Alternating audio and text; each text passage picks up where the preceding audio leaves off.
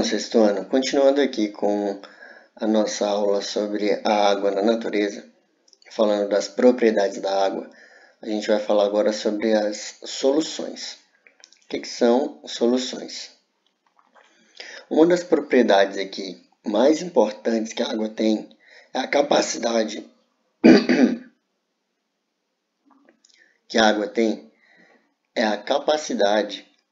dela dissolver várias substâncias. É quase de maneira universal, ou seja, ela dissolve quase todas as substâncias. O que é dissolver? Dissolver é quando os componentes que formam um determinado material, eles conseguem ser diluídos, separados, né? Eles vão se dispersar na água. Como, por exemplo, se a gente pingar um pouquinho de corante, né, na água, o que vai acontecer? O corante ele vai se dissolver, se dispersar na água, né, se espalhar, e aí vai se misturar com a água, formando então uma solução. Então, quando o corante se dissolve na água, nós temos uma solução.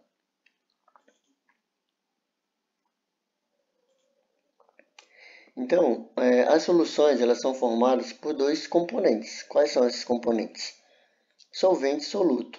No caso aqui, a gente tem um exemplo. Na letra A, um corante vermelho. Na letra B, então, o processo onde a gente joga esse corante na água para formar, então, a solução. Então, o corante vai ser o soluto.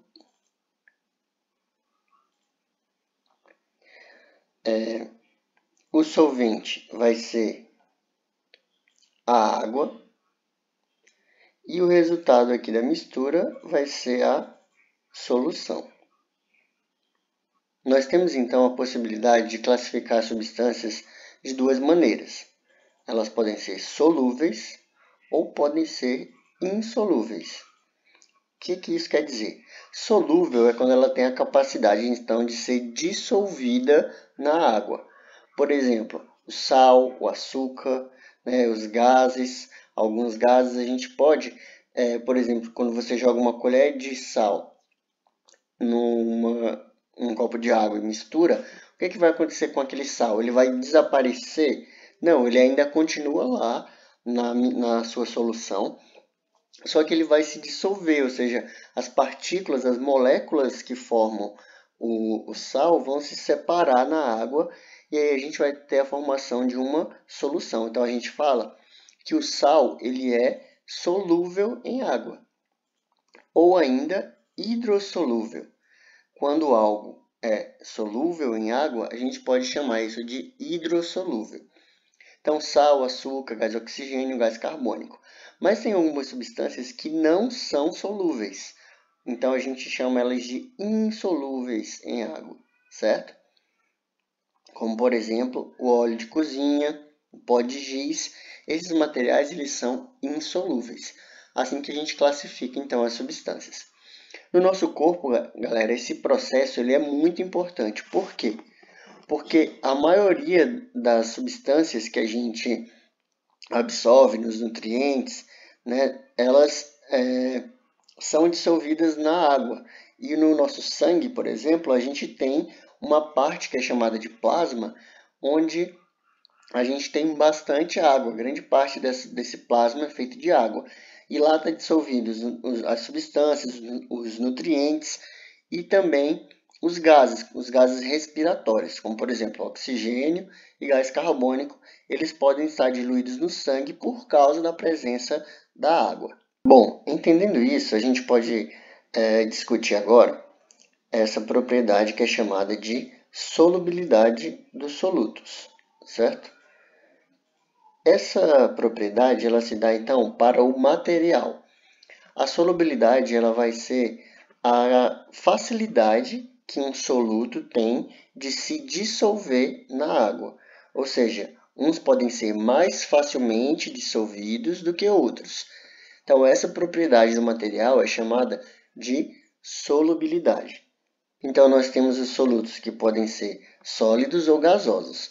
No caso da solubilidade dos sólidos, quanto maior a temperatura, quanto mais elevarmos a temperatura, maior vai ser essa solubilidade. Ou seja, Aqui, se a gente colocar, por exemplo, na letra A, na letra A o copo aqui está a 25 graus.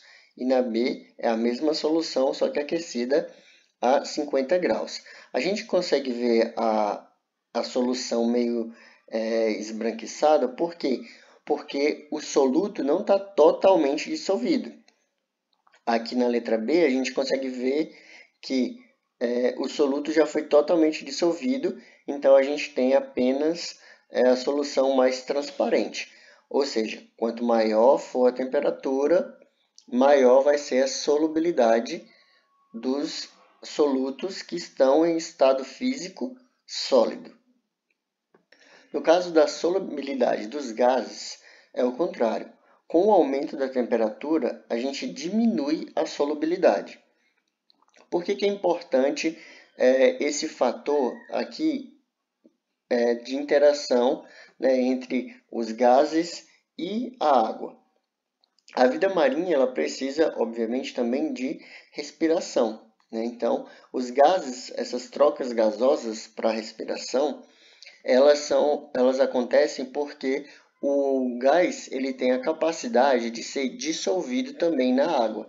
Então, os gases que são liberados na fotossíntese pelas plantas, eles conseguem se dissolver na água do mar. E isso permite, então, que os seres marinhos eles consigam absorver esse gás e liberam também gás carbônico que é liberado dos oceanos. Então, a gente tem essa troca gasosa também ocorrendo. Num caso, por exemplo, de um derramamento de petróleo que forma uma camada sobre a superfície, né, isso dificulta essas trocas gasosas. E aí isso gera, então, vários problemas para esses seres de vida marinha. Ou seja, recapitulando, no caso da solubilidade dos materiais sólidos, quanto maior a temperatura, maior a solubilidade. Dos gases, quanto maior a temperatura, menor a solubilidade. Mas qual é a aplicação disso, né, para o nosso dia a dia? Então, em muitos casos, na indústria, nos laboratórios, nós precisamos separar essas misturas. E aí a gente vai aplicar algumas técnicas de separação de misturas. Por exemplo, ou métodos de separação de mistura, né? Por exemplo, para você obter o sal de cozinha, para você obter algum material líquido que precisa ser misturado com um sólido, a gente aplica esses métodos de separação de mistura, certo? Então aqui ó, a gente vai ver que tem alguns métodos que a gente vai estudar separadamente: evaporação, filtração, decantação e destilação. A evaporação ela consiste basicamente em fazer com que o solvente ele evapore, né? Ou seja, vai mudar de estado físico do líquido para gasoso, e aí vai restar apenas o soluto. Por exemplo, o sal de cozinha, né, ele é obtido dessa maneira. Eles vão deixar aqui nesses tanques aqui, a água vai evaporar e aí vai ficar apenas o sal. A gente pode fazer um pequeno experimento em casa. Você pode pegar um copo, colocar meio copo de água, certo? Colocar 2 colheres de sal e mexer. Você vai deixar essa solução parada por alguns dias e vai esperar para ver o que vai acontecer. Você vai ver que depois de alguns dias a água ela vai evaporar, que no caso é o solvente, porque ela dissolveu o sal, e o sal, que é o soluto, ele vai ficar lá no fundo do copo, certo? Então essa técnica é chamada de evaporação. O solvente evapora e resta apenas o soluto. Outra técnica é a filtração. Ela é aplicada para quando a gente precisa separar uma parte sólida de uma parte líquida. Por exemplo, você aplicar um filtro para na hora de fazer um café, você está separando por filtração. Então esse filtro ele geralmente vai ser uma superfície, né, porosa, ou seja, cheia de furinhos. Quando você coloca a água misturada com pó de café, você tem ali uma solução. Então você derrama isso no filtro e você vai separar a parte líquida, que é o que interessa, da parte sólida que vai ficar presa no filtro. A outra técnica é a decantação. O que é isso? Essa técnica é muito simples de entender. A gente vai separar o material sólido, né? No caso, o soluto e o solvente, pela densidade. O que é densidade? A gente já estudou que a densidade ela tem a ver com massa e volume. Então, se esse material ele for mais denso do que a água, ele vai descer, ou seja, ele vai decantar, ele vai para o fundo. Então, a gente consegue separar pela densidade. Se o sólido for mais denso, ele vai para o fundo, e aí você remove isso do fundo. Essa técnica é utilizada, por exemplo, para a limpeza de piscinas, né? Então, é aplicado um produto, esse produto vai fazer com que os sólidos eles vão sofrer a decantação, e aí ele é retirado depois do fundo da piscina. Um exemplo prático para você tentar fazer em casa: quando você for fazer um Toddy ou um Nescau, né, frio, você vai pegar um copo de leite, coloca 2 colheres de Nescau em cima, né, sem mexer, e aguarda para ver o que vai acontecer. Ele vai afundar, ou seja, ele vai decantar, vai lá para o fundo, exatamente por causa da diferença da densidade. Com o tempo ele vai decantar. Então esse processo é chamado de decantação. Também é muito utilizado nas estações de tratamento de água, e no caso aqui a empresa que cuida disso é a CAESB. Então, para separar a sujeira da água, eles têm uns tanques de decantação, onde é aplicado anteriormente um produto, e aí toda a impureza lá que está, né, lodo, poeira, tudo isso vai para o fundo, depois eles removem esse material do fundo. Um outro processo é a destilação. Na destilação, a gente vai separar uma mistura entre componentes que são líquidos, então um líquido de outro. O que acontece? A gente tem aqui um sistema chamado de destilador. A gente consegue montar isso com vidrarias em um laboratório. Então, essa estrutura aqui é chamada de manta térmica. Ela vai aquecer a água que vai estar aqui dentro. O que acontece? Com o aquecimento, a água vai mudar de estado físico, ou seja, ela vai evaporar e passar por esses tubos. Aqui, essa estrutura é chamada de condensador. Então, o condensador ele vai ser aquecido. Essas mangueirazinhas aqui estão fazendo com que a água ela circule por dentro sem entrar em contato com o vapor, só para modificar a temperatura. Com isso, abaixando a temperatura, a gente vai ter a transformação da água do vapor para o líquido. Então, isso é chamado de condensação, por isso o nome de condensador. Então, esse líquido ele vai agora escorrer aqui e cair dentro de um becker. Então, a gente conseguiu separar uma parte do líquido que estava aqui para cá. Isso pode ser utilizado também para separar um sólido de um líquido ou líquido de líquido. Tensão superficial. Nesse caso, a água ela tem um comportamento de uma membrana elástica quando ela entra em contato com o ar. Então, se a gente encher um copo d'água até o limite, até a borda, ela vai formar uma espécie de membrana levemente encurvada que ocorre exatamente por causa da junção das moléculas e em contato com o ar, ela forma como se fosse uma membrana. Essa membrana ela permite, por exemplo, que alguns animais que que são bem leves, mesmo com uma densidade maior do que a da água, eles consigam, caminhar nessa superfície por causa da tensão superficial. O nome aqui já nos dá uma dica. Então, a tensão superficial ela forma uma espécie de membrana, né, na superfície da água. Aqui a gente tem um vídeo sobre o basilisco, a corrida do basilisco, que a gente vai observar. Então, quando o basilisco está com pressa, ele mostra uma das capacidades mais espetaculares da natureza. Um verdadeiro superpoder.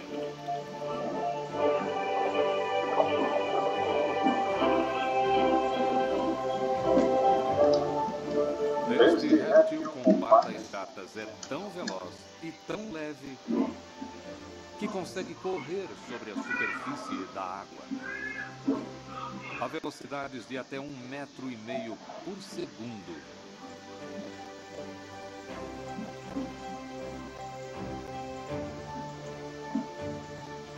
Ou seja, galera, por causa dessas características do basilisco, mais a tensão superficial, né, que forma essa membrana, essa camada, né, em cima da água, ele consegue então caminhar sobre a água, como vocês viram aí no vídeo. Uma outra característica da água é a pressão. O que é pressão? É o resultado de alguma força que atua sobre alguma superfície de um corpo. Então, a água ela vai exercer uma pressão nas paredes do recipiente que a contém. Então, se você colocar a água em uma garrafinha, ela está exercendo uma força sobre as paredes dessa garrafinha, certo? Por exemplo, uma panela de pressão. Por que a gente chama de panela de pressão? Porque quando você tampa, você está isolando toda a saída de água e vapores que vão conter dentro da panela. Então, a pressão ela é feita pelo vapor de água nas paredes internas da panela. E aí, fazendo com que a temperatura aumente, né? Aumentando a pressão, a gente vai ter o aumento da temperatura, e aí vai ter o cozimento mais rápido do alimento que está na panela. Então, isso é pressão, essa força. Por exemplo, quando você vai colar uma figurinha num álbum, o que você faz? Tira lá o papelzinho atrás do adesivo da figurinha, coloca no lugar certo e faz uma pressão com as mãos para poder colar a figurinha direito. Então, essa é a definição de pressão. E a água, ela exerce uma pressão sobre os recipientes. Aqui, por exemplo, a gente tem um balão, certo? Se você fizer vários furinhos no balão e encher de água, a água ela está exercendo uma pressão sobre toda essa superfície interna. É por isso que ela está vazando aqui, né, pelos poros, pelos furos que foram feitos no balão.